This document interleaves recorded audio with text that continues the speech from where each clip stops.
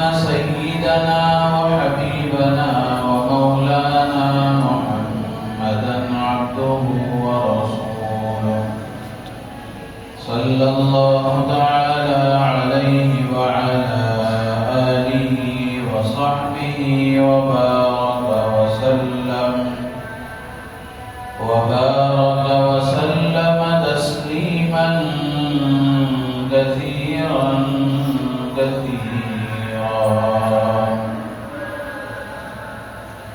أما بعد فأعوذ بالله من الشيطان الرجيم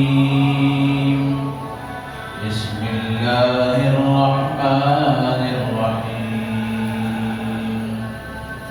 إنا أرسلناك شاهدا ومبشرا ونذيرا لتؤمنوا بالله ورسوله وتعزروه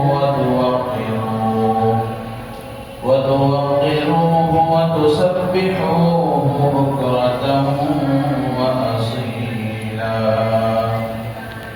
صدق الله مولانا العظيم. وقال النبي صلى الله عليه وسلم لا تطروني كما أطرت النصارى ابن مريم إنما أنا عبد فقولوا عبد الله ورسوله أو كما قال عليه الصلاة والسلام. اللهم صل على سيدنا ومولانا محمد وعلى آل سيدنا ومولانا محمد وبارك وسلم.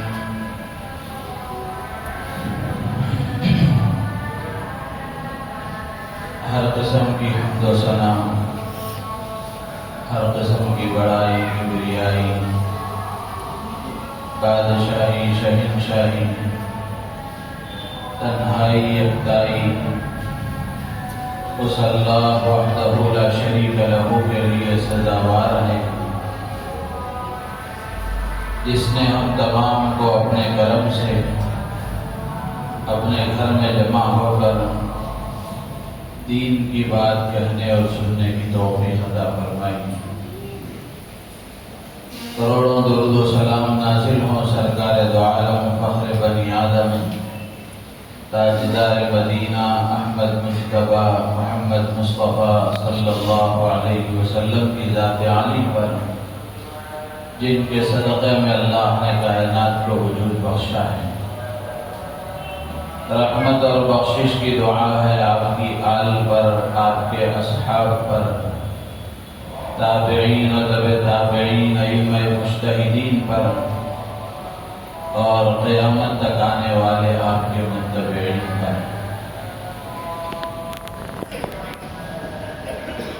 محترم بزرگ و عزیز دوستو، ربیع الاول کا مہینہ چل رہا ہے. آج اس کی 12 تاریخ ہے.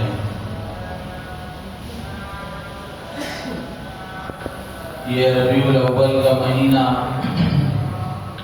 اسلامی سال کا تیسرا مہینہ ہے.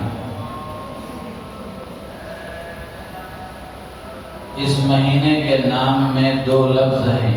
ربیع ایک لفظ ہے، اول ایک لفظ ہے. ربیع کا معنی آتا ہے موسم بہار اور اول کے معنی آتے ہیں پہلے. تو ربیع الاول کا معنی ہوا پہلا موسم بہار. موسم بہار میں اس کے ابتدائی زمانے میں موسم بہار کے شروع میں درختوں پر کلیاں اور پتے کھلتے ہیں. اس کو ربیع الاول کہا جاتا ہے، پہلا موسم بہار کہا جاتا ہے.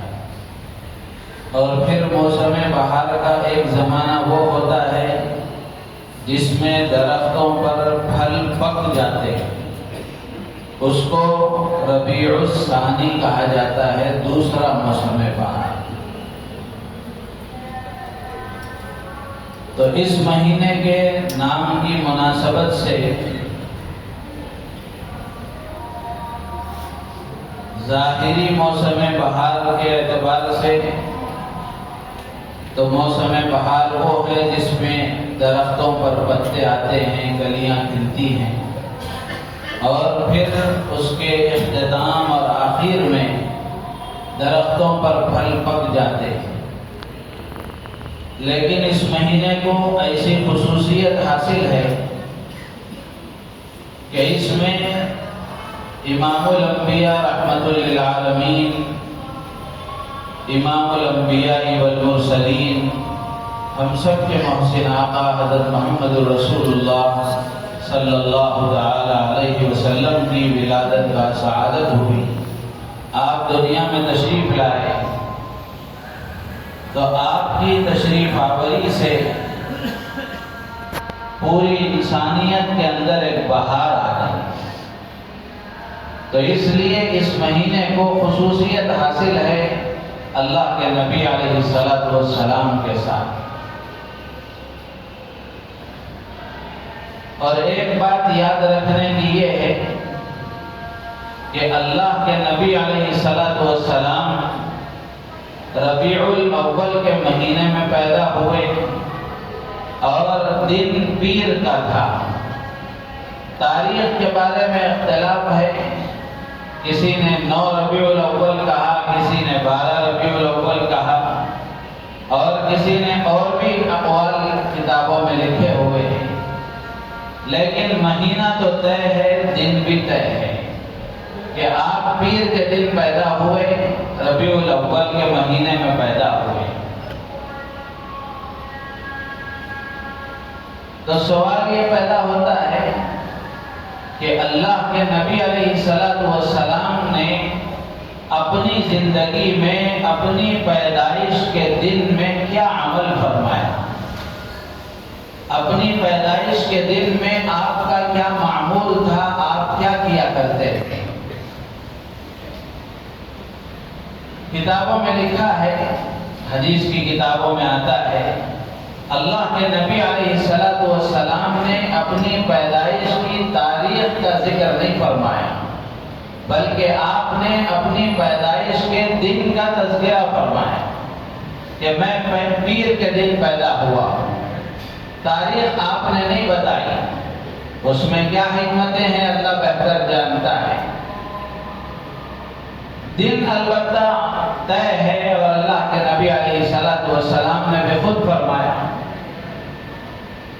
تو اللہ کے نبی علیہ السلام کا اپنا معمول پیر کے دن کا یہ تھا کہ آپ زندگی بھر پیر کے دن روزہ رکھنے کا اہتمام فرماتے تھے۔ کتابوں میں آتا ہے، مسند احمد کی روایت ہے، اللہ کے نبی علیہ السلام سے پوچھا گیا، سئل رسول اللہ صلی اللہ علیہ وسلم عن صوم یوم الاثنین، اللہ کے نبی علیہ السلام سے پوچھا گیا، حضور آپ پیر کے دن روزہ کیوں رکھتے ہیں؟ پیر کے دن آپ روزہ رکھتے ہیں، اس کی وجہ کیا ہے؟ اللہ کے نبی علیہ السلام نے فرمایا کہ فیہ ولدت وفیہ انزل علی، اللہ کے نبی علیہ السلام نے فرمایا کہ پیر کے دن میں پیدا ہوا ہوں اور پیر کے دن مجھے نبی بنایا گیا، پیر کے دن مجھ پر سب سے پہلے وحی نازل ہوئی۔ تو اللہ کے نبی علیہ السلام کا اپنی پیدائش کے دن کا معمول یہ تھا کہ آپ روزہ رکھا کرتے تھے، روزہ رکھ کر اللہ کی طرف متوجہ ہوتے تھے۔ ایک اور روایت میں آتا ہے، اللہ کے نبی علیہ السلام سے پیر کے دن کے روزے کے بارے میں پوچھا گیا تو اللہ کے نبی علیہ السلام نے فرمایا کہ یہ وہ دن ہے جس دن میں پیدا ہوا، وَفِيهِ بُعِثْتُ أَوْ أُنزِلَ عَلَيْهِ، اس میں الفاظ بدلے ہوئے ہیں۔ راوی کہتے ہیں کہ اللہ کے نبی علیہ السلام نے فرمایا کہ پیر کا دن وہ دن ہے جس میں پیدا کیا گیا، میں دنیا میں آیا، اور پیر کے دن ہی مجھے نبی بنا کر بھیجا گیا۔ آپ نے یہ الفاظ ارشاد فرمائے یا پھر یہ الفاظ ارشاد فرمائے کہ پیر کے دن مجھ پر وحی نازل کی گئی۔ تو میرے عزیز و دوستو بزرگوں، کہنے کا مقصد یہ ہے کہ اللہ کے نبی علیہ السلام کی پیدائش کا دن پیر کا تھا، اور پیر کے دن زندگی بھر آپ کا معمول یہ تھا کہ آپ روزہ رکھنے کا اہتمام فرمایا کرتے تھے۔ تو جس طرح آپ کی ولادت کا دن پیر کا تھا، اسی طرح آپ کی وفات کا دن بھی پیر کا تھا۔ ام المومنین حضرت عائشہ صدیقہ رضی اللہ تعالی عنہ فرماتی ہیں کہ اللہ کے نبی علیہ السلام پیر کے دن دنیا سے رخصت ہوئے۔ توفی النبی صلی اللہ علیہ وسلم یوم الاثنین، کہ اللہ کے رسول علیہ السلام کی وفات پیر کے دن ہوئی، آپ پیر کے دن دنیا سے پردہ فرما گئے۔ تو ولادت کا دن بھی پیر کا اور وفات کا دن بھی پیر کا۔ تو معلوم یہ ہوا کہ مہینہ طے ہے، دن طے ہے۔ تو اللہ کے نبی علیہ السلام کی ولادت بھی پیر کے دن ہوئی، اور آپ کی وفات بھی پیر کے دن ہوئی، اور ولادت کے دن آپ کا معمول روزہ رکھنے کا تھا۔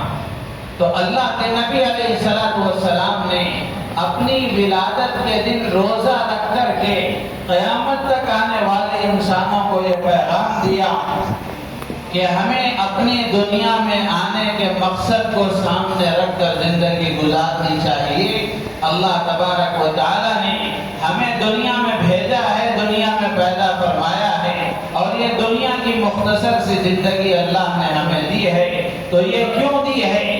اللہ نے خود صاف فرمایا قرآن میں، وَمَا خَلَقْتُ الْجِنَّ وَالْإِنسَ إِلَّا لِيَعْبُدُونَ، کہ جنات اور انسان کی پیدائش اللہ کی معرفت اور اللہ کی عبادت کے لیے ہوئی ہے۔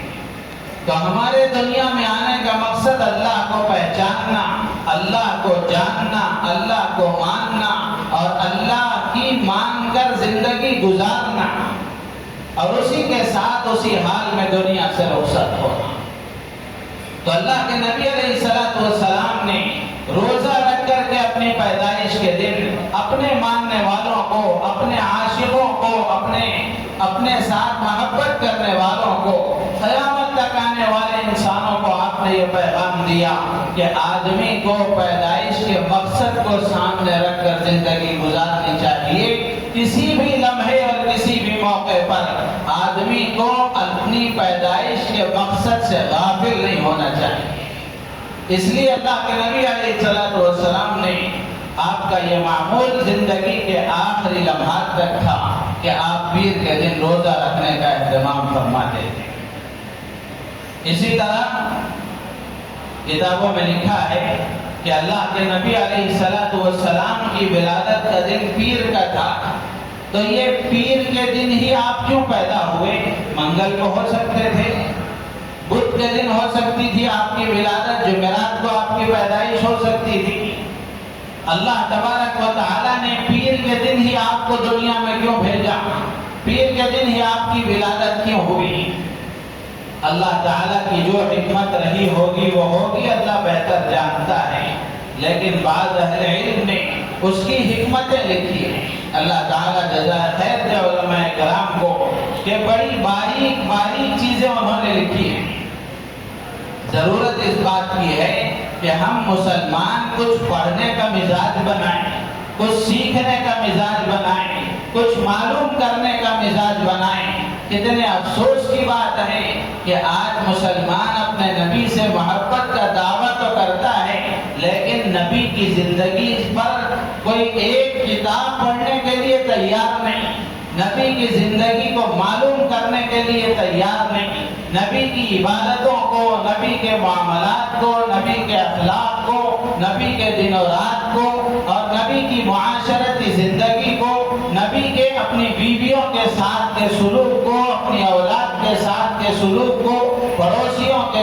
ملنے جلنے والوں کے ساتھ، دوست و احباب کے ساتھ، صحابہ کے ساتھ، غیروں کے ساتھ، اپنوں کے ساتھ، پرائیوں کے ساتھ آپ کا جو سلوک تھا، آپ نے جیسا معاملہ ان کے ساتھ فرمایا، آج مسلمان اس سے واقف نہیں ہے۔ اور اس سے بڑے افسوس کی بات یہ ہے کہ معلوم کرنے کے لیے اس کے پاس فرصت بھی نہیں ہے۔ سب چیزوں کے لیے وقت ہے، لیکن نبی کی زندگی کو پڑھنے، سیکھنے، معلوم کرنے کے لیے وقت نہیں ہے۔ میرے عزیز و دوست بزرگوں، آج کے اس موقع پر میں تمام احباب سے یہ عرض کروں گا کہ کتنے ربیع الاول ہماری زندگی میں آئے چلے گئے، آج اللہ نے ہمیں زندہ رکھا ہے، صحت و سلامتی کے ساتھ رکھا ہے۔ آج تو ہم کوشش کریں، ارادہ کریں کہ اللہ کے نبی علیہ السلام کی سیرت پر لکھی ہوئی کوئی نہ کوئی ایک کتاب، چھوٹی ہو بڑی ہو، ہم اس کو پڑھنے کی کوشش کریں، معلوم تو کریں کہ ہمارے نبی کیا تھے، کیسے تھے، آپ کی راتیں کیسی گزرتی تھی، آپ کا دن کیسا گزرتا تھا، آپ کی انفرادی زندگی کیسی تھی، آپ کی اجتماعی زندگی کیسی تھی، معلوم کرنے کی ضرورت ہے۔ خود بھی معلوم کریں اور اپنے دوست و احباب کو سیرت کی کتابیں ہدیے میں دیں۔ نہ جانے کیا کیا چیزیں ہدیہ لیے دی جاتی ہیں اللہ کے نبی علیہ السلام کی زندگی پر اور آپ کی سیرت پر اور آپ کی حیات طیبہ پر لکھی ہوئی کتابیں ہر زبان میں موجود ہیں۔ کسی عالم دین سے معلوم کر کے آج ہی سے کتاب خرید کر پڑھنے کی کوشش کریں، اپنے گھروں میں اس کی اجتماعی تعلیم کریں، گھر میں پڑھ کر سنائیں تاکہ گھر والوں کو معلوم ہو کہ ہمارے نبی جن پر ہم ایمان رکھتے ہیں، جن پر اپنی زندگی نثار کرنے کا دعویٰ کرتے ہیں، جن سے محبت کا ہم دعویٰ کرتے ہیں، اس نبی کو ہم پہچاننے والے تو بنے، اس نبی کو ہم جاننے والے تو بنے۔ زبانی دعوے کام نہیں آتے، عملی دعوے ضروری ہیں۔ تو اس لیے اللہ کے نبی علیہ السلام کی سیرت کو پڑھنا، سیکھنا، معلوم کرنا اور اس کو پورے عالم میں پھیلانا، سب کے درمیان اس کو عام کرنا۔ آج ہمارے برادران وطن غیر مسلم بھائیوں کے درمیان میں اللہ کے نبی علیہ السلام کی زندگی اور آپ کی حیات طیبہ سے متعلق کیسی غلط فہمیاں پھیلائی گئی، ان کو دور کرنا کس کی ذمہ داری ہے؟ ہم اپنے نبی پر ایمان رکھتے ہیں اور اللہ کے نبی علیہ السلام کو جانتے ہیں، تو ہماری ذمہ داری ہے کہ ہم اپنے نبی کی زندگی کو عام کریں، کتابوں کے ذریعے سے بھی اور اپنے آپ کو نبی کی زندگی کا نمونہ بنا کر بھی، عملی طور پر بھی اور کتابوں کے ذریعے سے بھی، تاکہ ان کے اندر جو غلط فہمیاں، جو نفرتیں پیدا ہوئی ہیں، ان کو دور کیا جا سکے۔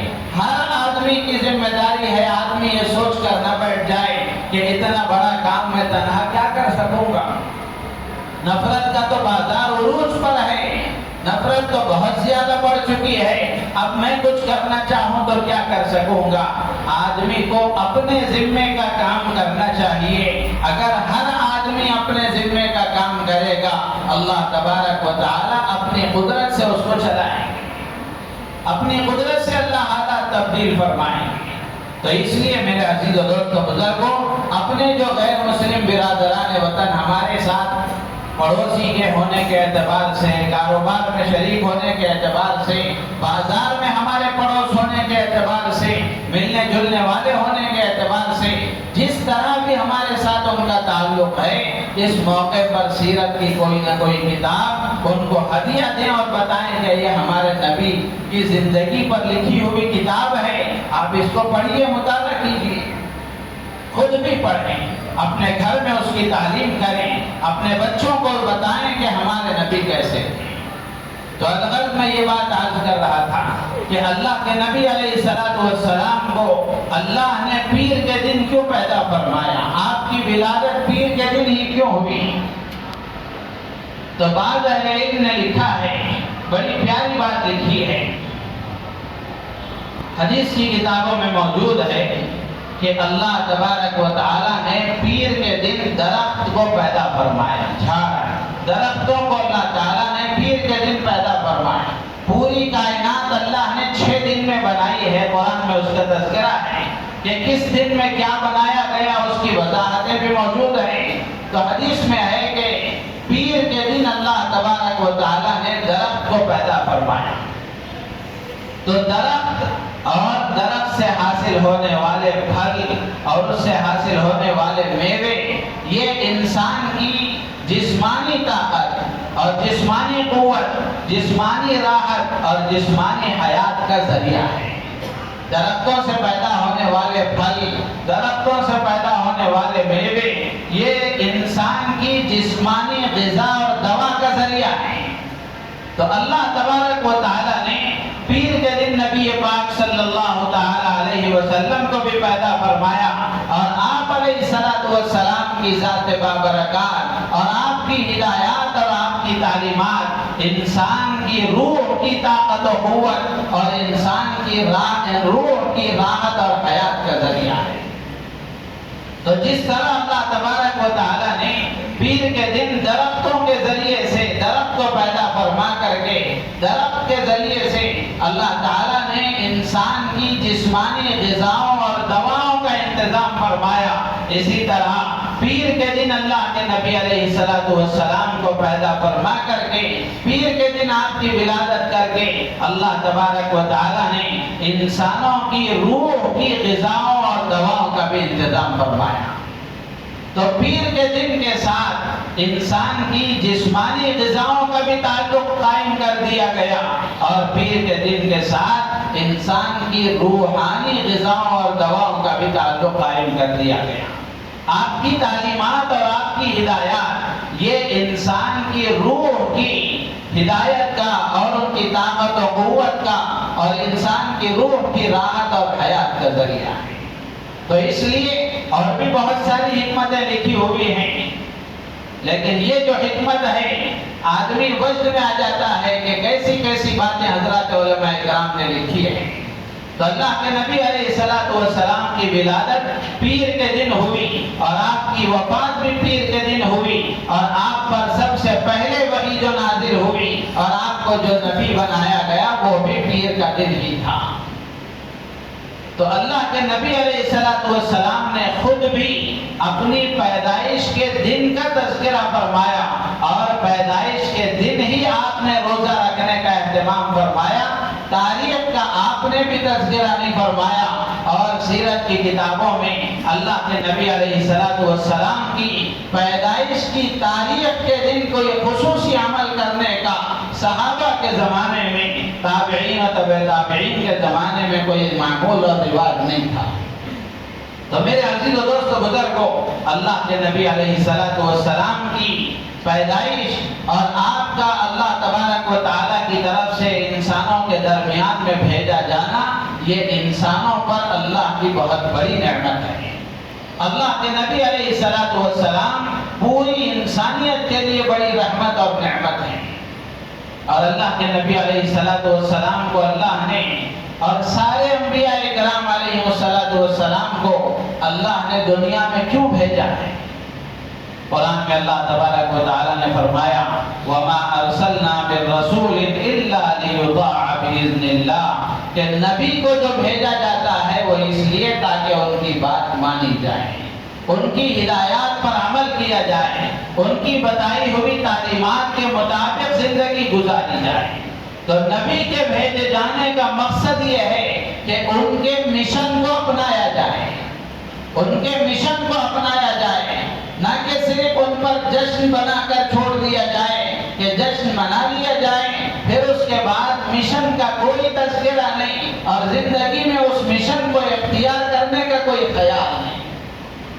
تو میرے عزیز و دوست بزرگوں، قرآن کی اس آیت سے پتہ چلتا ہے کہ اللہ کے نبی علیہ السلام کو اور تمام انبیاء کرام علیہ الصلوات والتسلیمات کو اپنی اپنی قوموں میں اللہ تبارک و تعالیٰ نے جو بھیجا وہ اس لیے تاکہ ان کے مشن کو اپنایا جائے، ان کے مشن کو اپنایا جائے، ان کی ہدایات کے مطابق زندگی گزاری جائے۔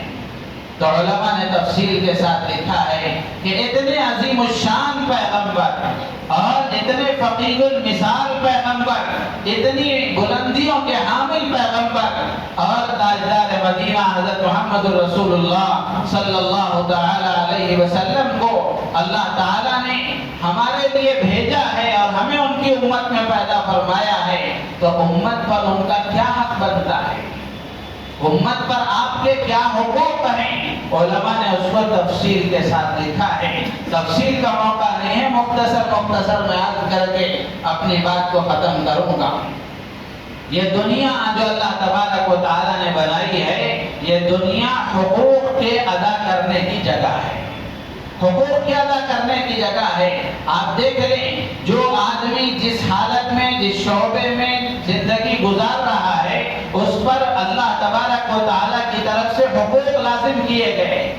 ماں باپ کے حقوق ہیں، اولاد کے حقوق ہیں، پڑوسیوں کے حقوق ہیں، رشتہ داروں کے حقوق ہیں، اور دوستوں کے حقوق ہیں، جانوروں تک کے حقوق شریعت نے بیان فرمائے ہیں۔ اسی طریقے سے اللہ کے حقوق بھی ہیں، اللہ کے نبی کے حقوق بھی ہیں۔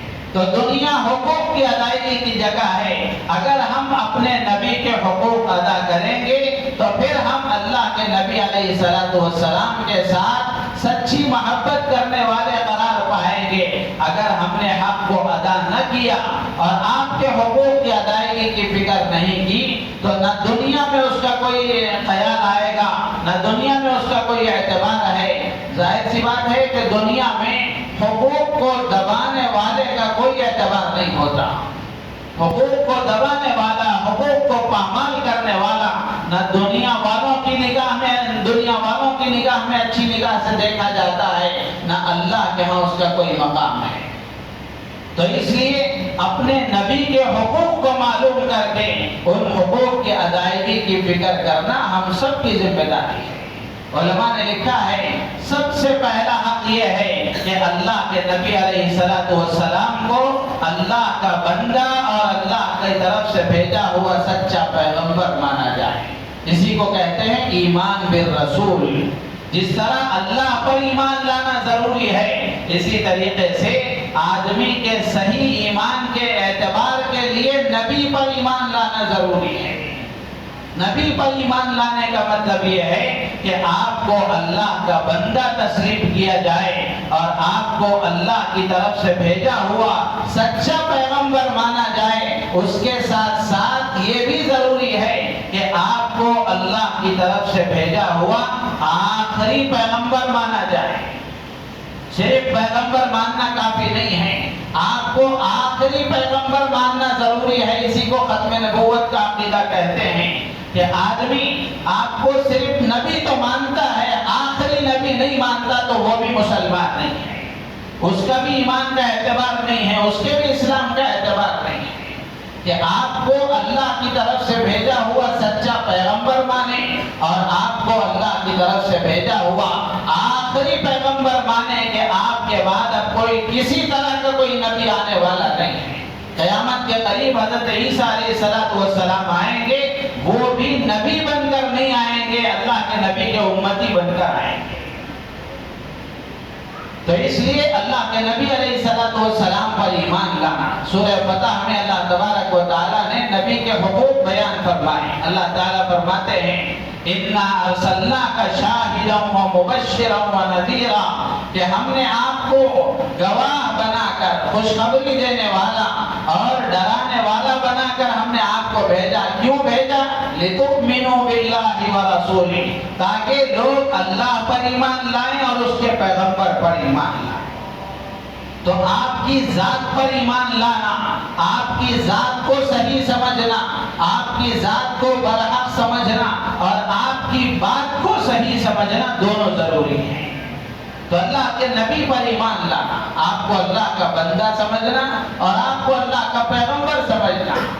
یہ کیوں کہا جا رہا ہے؟ اس لیے کہ اللہ کے نبی علیہ السلام نے خود فرمایا کہ لا تطرونی کما اطرت النصارى انما انا عبد فقولوا عبد اللہ ورسولہ۔ اللہ کے نبی علیہ السلام نے فرمایا کہ میں اللہ کا بندہ ہوں، اس لیے تم مجھے اللہ کا بندہ کہو اور اس کا رسول کہو۔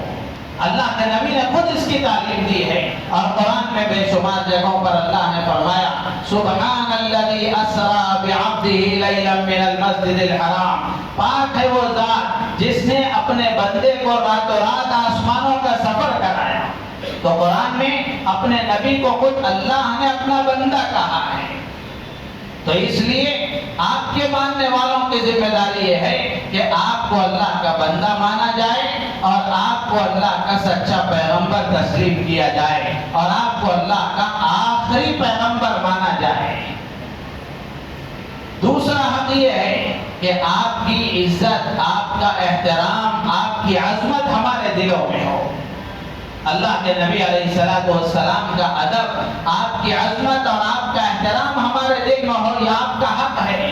اسی لیے اللہ کے نبی علیہ السلام کے زمانے میں آپ کا نام لے کر آپ کو بلانے سے اور آپ کے سامنے اپنی آواز کو بلند کرنے سے منع فرمایا گیا۔ قرآن میں اللہ فرماتے ہیں لا تجعلوا دعاء الرسول بینکم کدعاء بعضکم بعضا، جس طرح تم آپس میں ایک دوسرے کو بلاتے ہو نبی کو اس طرح مت بلاؤ۔ تو نام لے کر بلانے سے منع فرمایا، یہ عظمت اور ادب کا تقاضا ہے۔ اسی طرح لا ترفعوا، سورہ حجرات میں اللہ تعالیٰ فرماتے ہیں یا ایھا الذین آمنوا لا ترفعوا اصواتکم فوق صوت النبی، کہ اے ایمان والو نبی کی آواز پر اپنی آواز کا بلند مت کرو، نبی کے سامنے اونچی آواز سے بات مت کرو۔ اگر اس طرح کرو گے تو کیا ہوگا؟ قرآن میں اللہ نے آگے فرمایا اسی آیت کے ختم پر ان تحبط اعمالکم وانتم لا تشعرون، تمہیں احساس بھی نہیں ہوگا، تمہارے اعمال سب بیکار ہو جائیں گے۔ کہ نبی کے سامنے اپنی آواز کو بلند کرنا، یہ اللہ تبارک و تعالیٰ نے اس سے منع فرمایا، یہ اسی عظمت کا تقاضا ہے۔ اسی لیے آج بھی اگر کسی کو اللہ تعالیٰ یہ سعادت عطا فرمائے کہ وہ گنبد خضرا کے سامنے، روض اقدس کے سامنے کھڑے ہو کر صلاۃ و سلام پیش کرنے کی سعادت اسے حاصل ہو، تو آج بھی وہاں کھڑے ہو کر صلاۃ و سلام پیش کرنے کے لیے ادب اور طریقہ یہی ہے کہ آدمی دھیمی آواز کے ساتھ صلاۃ و سلام پیش کرے، شور نہ مچائے، آواز بلند نہ کرے۔ جس طرح آپ کی حیات میں آپ کے سامنے اونچی آواز سے بات کرنا منع تھا، اسی طرح آج بھی گنبد خضرا کے سامنے کھڑے ہو کر، آپ کے روضہ اقدس کے سامنے کھڑے ہو کر زور سے صلاۃ و سلام پیش کرنا بھی ادب کے خلاف ہے۔ اس لیے کہ ہمارا عقیدہ ہے کہ اللہ کے نبی علیہ السلام اپنے روضہ اقدس میں باحیات ہیں، زندہ ہیں۔ اگر کوئی وہاں جاتا ہے، وہاں جا کر سلام عرض کرتا ہے، اللہ کے نبی نے خود فرمایا کہ میں اس کا سلام سنتا ہوں اور اس کا جواب دیتا ہوں۔ یہ ہمارے کان اس قابل نہیں ہے کہ ہم آپ کی آواز کو سن سکیں، ورنہ بے شمار اولیاء کاملین، قطب ابدال کے واقعات کتابوں میں موجود ہے، جنہوں نے اسی نبی کے بتائے ہوئے طریقے کے مطابق زندگی گزاری۔ ولی اسی کو کہتے ہیں، قطب ابدال اسی کو کہتے ہیں جنہوں نے ان کے بتائے ہوئے طریقے کے مطابق زندگی گزاری، ان کی سنتوں کے مطابق زندگی گزاری، ان کی زندگی کو آئیڈیل اور نمونہ بنا کر اپنی زندگی کو اس کے مطابق ڈھالنے کی کوشش کی۔ ایسے لوگوں کے بے شمار واقعات موجود ہیں کہ انہوں نے روضہ اقدس کے سامنے کھڑے ہو کر صلاۃ و سلام عرض کیا، اللہ کے نبی نے ان کے سلام کا جواب دیا اور انہوں نے اپنے کانوں سے سنا۔ تو میرے عزیز و دوست و بزرگوں، یہ عظمت اور احترام کا تقاضا ہے۔ یہ دوسرا حق ہے کہ آپ کی عظمت ہمارے دلوں میں ہو، آپ کی عظمت ہمارے دلوں میں ہو۔ لیکن عظمت میں آدمی نبی کو نبی کے مقام سے بلند نہ کر دے۔ عظمت میں آ کر آدمی نبی کو نبی کے مقام سے بلند نہ کر دے، بلکہ عظمت کا تقاضا یہ ہے کہ نبی کا جو مقام ہے وہ نبی کو دیا جائے، خدا کا جو مقام ہے وہ خدا کو دیا جائے۔ ایسا نہ ہو کہ آدمی عظمت میں آ کر نبی کو اٹھا کر کے خدا بنا دے۔ اللہ کے نبی نے خود فرمایا لا تطرونی کما اطرت النصارى ابن مریم، تم میری تعظیم میں، میری عظمت میں اس طرح حد سے آگے نہ بڑھ جاؤ جس طرح عیسائیوں نے حضرت عیسیٰ کو عظمت میں اونچا کر کے خدا کا بیٹا بنا دیا۔ بعض ان کو خدا کا بیٹا مانتے ہیں، بعض خود خدا مانتے ہیں۔ تو اللہ کے نبی نے فرمایا کہ عظمت میں حد سے آگے نہ بڑھو، تو اس لیے نبی کا جو مقام ہے وہ نبی کو دینا یہ عظمت کا تقاضا ہے۔ حد سے آگے بڑھنا یہ اسلام نہیں سکھاتا۔ اسلام سلیقے کا، طریقے کا، حدود و قیود کا مذہب ہے، ہر ایک کا مقام بتاتا ہے۔ تو یہ دوسرا حق ہے۔ تیسرا حق یہ ہے کہ اللہ کے نبی علیہ السلام کی محبت ہمارے دلوں میں ہو۔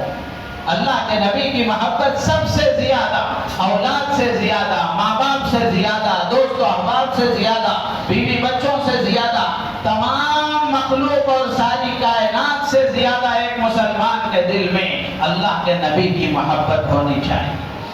حضرت عمر رضی اللہ تعالیٰ عنہ نے ایک مرتبہ فرمایا کہ اللہ کے نبی آپ مجھے ساری کائنات سے زیادہ محبوب ہیں میری جان کے علاوہ، یعنی میری جان کے بعد آپ سب سے زیادہ مجھے محبوب ہیں۔ اللہ کے نبی نے حضرت عمر رضی اللہ تعالیٰ عنہ سے فرمایا کہ اللہ بات ابھی نہیں بنی، جب تک تمہاری جان سے زیادہ میں تمہارے نزدیک محبوب نہ ہو جاؤں اس وقت تک محبت کا حق ادا نہیں ہو سکتا۔ قربان جائیں حضرت عمر فاروق رضی اللہ تعالیٰ عنہ پر جب اللہ کے نبی نے یہ فرمایا تو فوراً حضرت عمر رضی اللہ تعالیٰ عنہ نے فرمایا کہ اللہ کے نبی اب آپ میری جان سے زیادہ میرے نزدیک محبوب ہیں، آپ کی محبت میرے دل میں آپ اب میری جان سے زیادہ ہے۔ اللہ کے نبی نے فرمایا کہ الآن یا عمر، عمر اب بات بنی ہے، اب محبت کا حق ادا ہوا ہے۔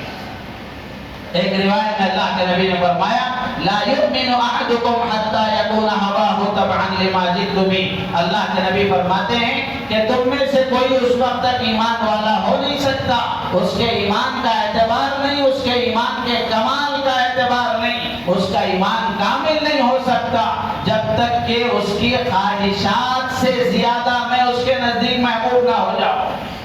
آج خواہشات کے لیے لوگ ماں باپ کو قتل تک کر دے رہے ہیں، اپنی خواہشات کے لیے کیا سے کیا نہیں کر رہے ہیں۔ خواہشات کا آدمی اس طرح غلام بنا ہوا ہے، خواہشات کو اپنا خدا بنایا ہوا ہے۔ اسی لیے اللہ کے نبی نے فرمایا کہ جب تک تمہاری خواہش سے زیادہ میں تمہارے نزدیک محبوب نہ ہو جاؤں اس وقت تک محبت کا حق ادا نہیں ہو سکتا، ایمان کا کمال تمہیں حاصل نہیں ہو سکتا۔ ایک روایت میں آپ نے فرمایا لا یؤمن احدکم حتی اکون احب الیہ من والدہ وولدہ والناس اجمعین۔ اس میں تو صراحت کے ساتھ آپ نے فرمایا کہ تم میں سے کوئی اس وقت تک کامل ایمان والا ہو نہیں سکتا جب تک کہ میں اس کے نزدیک اس کے ماں باپ سے، اس کی اولاد سے، تمام انسانوں سے زیادہ محبوب نہ ہو جاؤں۔ تو یہ حق ہے ہمارے نبی کا کہ ہمارے دل میں اللہ کے نبی علیہ السلام کی محبت ساری انسانیت سے زیادہ ہو، حتیٰ کہ اپنی جان سے زیادہ۔ اسی لیے صحابہ اپنی جان آپ پر نچھاور کرنے کے لیے تیار رہتے تھے، اپنی جان قربان کرنے کے لیے تیار رہتے تھے، اس لیے کہ اللہ کے نبی کی محبت ان کے دل میں اپنی جان سے زیادہ تھی۔ اب یہ محبت دل میں ہے کہ نہیں ہے کیسے پتہ چلے؟ سچی محبت کا اظہار اطاعت سے ہوتا ہے، اور آپ اچھی طرح یاد رکھیں یہ فطری تقاضا ہے محبت کا کہ محبت اظہار چاہتی ہے، محبت اظہار چاہتی ہے، صرف دل میں محبت نہیں ہوتی، اندر کی محبت تقاضا کرتی ہے کہ اس کا اظہار کیا جائے، اس کا اظہار کیا جائے۔ اسی لیے لکھا ہے کہ سچی محبت کا اظہار اطاعت اور اتباع اور فرمانبرداری سے ہوتا ہے۔ جو فرمانبردار ہے، جو متبع ہے اور جو مطیع اور اطاعت کرنے والا ہے، وفادار اور وفا شعار ہے، وہی سچی محبت کرنے والا ہے۔ اللہ کے نبی علیہ السلام نے قرآن میں حدیث میں صاف فرمایا من احب سنتی فقد احبنی ومن احبنی کان معی فی الجنہ۔ ترمذی شریف کی روایت ہے، اللہ کے نبی علیہ السلام فرماتے ہیں جس کو میرا طریقہ پسند ہے اور میرے بتائے ہوئے طریقے کے مطابق زندگی گزارتا ہے وہی مجھ سے محبت کرنے والا ہے، اور جو اس طرح مجھ سے محبت کرنے والا ہے اللہ کے نبی فرماتے ہیں کہ قیامت کے دن یہ میرے ساتھ ہوگا۔ جس کو میرا طریقہ پسند نہیں ہے، چہرے پر داڑھی رکھنے کے لیے تیار نہیں ہے، سر پر ٹوپی لگانے کے لیے تیار نہیں ہے، لباس نبی کے جیسا پہننے کے لیے تیار نہیں ہے، کھانا پینے کا طریقہ نبی کی طرح بنانے کے لیے تیار نہیں ہے، اپنے معاملات نبی کے بتائے ہوئے طریقے کے مطابق کرنے کے لیے تیار نہیں ہے، بیویوں کے ساتھ کا سلوک، بچوں کے ساتھ کا سلوک، پڑوسیوں کے ساتھ کا سلوک اپنے نبی کے بتائے ہوئے طریقے کے مطابق کرنے کے لیے تیار نہیں ہے، تو وہ اللہ کے نبی سے محبت کرنے والا ہو نہیں سکتا۔ تو میرے عزیز و دوست و بزرگوں، سچی محبت کا اظہار اطاعت کے ذریعے سے ہوتا ہے۔ ایک عربی شاعر نے بڑی اچھی بات کہی، تعصی الالہ وانت تظہر حبہ ھذا لعمرک بالقیاس بدیع لو کان حبک صادقا لاطعتہ ان المحب لمن یحب مطیع۔ تو خدا کی نافرمانی کرتا ہے اور پھر خدا سے محبت کا دعویٰ بھی کرتا ہے، یہ عقل میں آنے والی بات نہیں ہے۔ اگر تیری محبت صحیح ہوتی، لو کان حبک صادقا، اگر تو اپنی محبت میں سچا ہوتا، لاطعتہ، خدا کی فرمانبرداری کرتا، نبی کی سنتوں کے مطابق زندگی گزارتا۔ اس لیے کہ محبت کا اصول یہ ہے، ان المحب لمن یحب مطیع، جس سے محبت ہوتی ہے آدمی اس کی بات مانا کرتا ہے۔ آپ دیکھ لیں دنیا کی جھوٹی محبتوں میں کہ جس سے محبت ہوتی ہے آدمی اس کی نقل اتارتا ہے، نقالی کرتا ہے۔ آج تو حیرت ہوتی ہے، بہت سارے ہم اپنے نوجوانوں کو دیکھتے ہیں کہ جھوٹی محبتوں میں عورتوں کی نقل اتارنے لگ گئے، بال ان کی طرح بنا لیے، چال ڈھال ان کی طرح بنا لیے۔ یہ محبت ہے؟ محبت اندھی ہوتی ہے۔ اللہ کے نبی علیہ السلام سے محبت کا دعویٰ کرنا یہ بھی اسی طرح ہے کہ آدمی اپنی محبت کے دعوے میں سچا اسی وقت ہو سکتا ہے جب نبی کی اتباع ہو، نبی کی سنتیں اس کی زندگی میں ہو، نبی کے بتائے ہوئے طریقے اس کی زندگی میں ہو، نبی کی تعلیمات کے مطابق وہ زندگی گزار رہا ہے، تو یہی محبت میں سچا ہے اور یہی نبی کی محبت کے دعوے میں سچا ہے۔ اللہ تعالیٰ سے دعا ہے، اللہ تبارک و تعالیٰ ہم سب کو اپنے نبی کا سچا عاشق بنائے، آپ سے سچی محبت ہماری زندگی میں پیدا فرمائے۔ صحابہ کے بے شمار واقعات ہیں کہ اللہ کے نبی علیہ السلام کے ساتھ صحابہ کی کیسی محبت تھی۔ ایک واقعات کر کے اپنی بات ختم کروں گا۔ حضرت عبداللہ ابن عباس رضی اللہ تعالیٰ عنہ فرماتے ہیں کہ اللہ کے نبی علیہ السلام کی خدمت میں ایک صاحب آئے، آپ نے ان کے ہاتھ میں ایک سونے کی انگوٹھی دیکھی، سونے کی انگوٹھی دیکھی۔ اللہ کے نبی علیہ السلام نے جب دیکھا تو اللہ کے نبی علیہ السلام نے سونے کی انگوٹھی ان کے ہاتھ سے نکال کر آپ نے پھینک دی اور پھر فرمایا کہ تم میں سے کوئی آدمی آگ کا ڈلہ اور آگ کا شعلہ اپنے ہاتھ میں رکھنا چاہتا ہے۔ اللہ کے نبی نے فرمایا کہ تم میں سے کوئی آدمی آگ کا ڈلہ اور جہنم کی آگ اپنے ہاتھ میں رکھنا چاہتا ہے۔ آپ نے یہ فرمایا، پھر اس کے بعد وہ مجلس برخاست ہو گئی، آپ چلے گئے۔ تو جن صاحب کے ہاتھ سے آپ نے سونے کی انگوٹھی نکال کر پھینکی تھی، ان صاحب سے لوگوں نے کہا کہ اللہ کے نبی علیہ السلام نے ناراضگی کا اظہار فرمایا اور وہ انگوٹھی آپ نے پھینک دی، تو تم اس کو اٹھا لو، یہ تمہارے استعمال کے لیے صحیح نہیں ہے، کسی اور کے کام آ جائے گی، عورتیں اس کو استعمال کر سکتی ہیں۔ سونا مرد کے لیے پہننا حرام ہے، عورتیں استعمال کر سکتی ہیں۔ اندازہ لگائیں، دل تھام کر سنیں اس عاشق رسول نے کیا کہا۔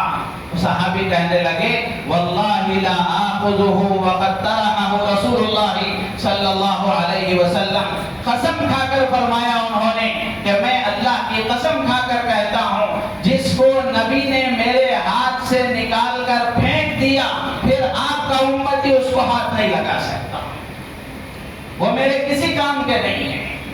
میرے عزیز و دوست و بزرگو، آج ہم دیکھ لیں کتنے مسلمان ہیں سونے کی چینیں پہنتے ہیں، انگوٹھیاں لگاتے ہیں اور ان کو شادیوں میں دی جاتی ہیں اور وہ اس کو استعمال کرتے ہیں۔ اچھی طرح یہ بات سمجھ لیں، سونا مرد کے لیے پہننا حرام ہے، اور چاندی کی جو چینیں وغیرہ ہاتھوں میں ڈالی جاتی ہیں، گلے میں ڈالی جاتی ہیں، اس کا استعمال بھی جائز نہیں ہے۔ چاندی کے استعمال میں بھی صرف 2 چند گرام ہیں جس کی ہم انگوٹھی آدمی ہاتھ میں پہن سکتا ہے، وہ بھی مجبوری کے درجے میں، ورنہ تو یہ ساری چیزیں عورتوں کے استعمال کے لیے۔ اللہ تعالیٰ سے دعا ہے اللہ تعالیٰ ہم سب کو نبی کی سنتوں کے مطابق اور آپ کی بتائی ہوئی ہدایات کے مطابق عمل کرنے کی توفیق عطا فرمائے۔ آمین۔ وآخر دعوانا الحمدللہ۔